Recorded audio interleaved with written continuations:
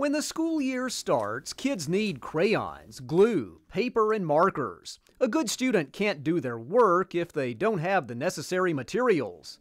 Tennessee 4-H'ers are collecting school supplies that will be donated to children whose homes and lives were hurt by this year's spring floods. Nathan Wells will probably never meet the kids he's helping, but he still considers this a backyard donation. We have a calling, to help people when they're in need.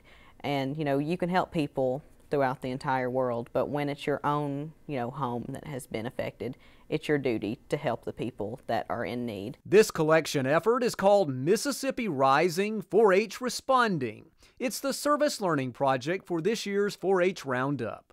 4-H teens statewide are challenged to aid people in the flood recovery, especially children, as they return to school this fall. In 4-H, we pride ourselves on responding to local needs.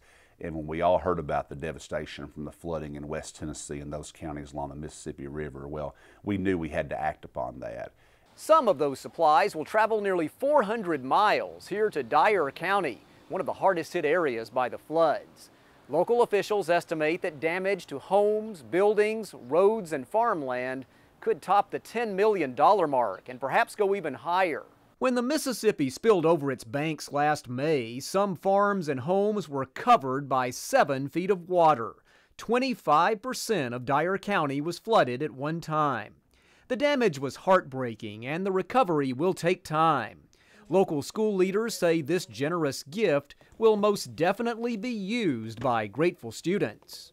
Having school supplies day one is so important just for their self-esteem. When they walk into that classroom, they know they're prepared and they're ready to go. And while the flood has caused great hardship to people in this area, it does provide a chance for youth to learn an important lesson about helping others. I mean, there's just nothing like the feeling of giving back, because we get so much, but when you give back, you just know that you've made someone else's day. And perhaps even their school year. This is Chuck Denny reporting.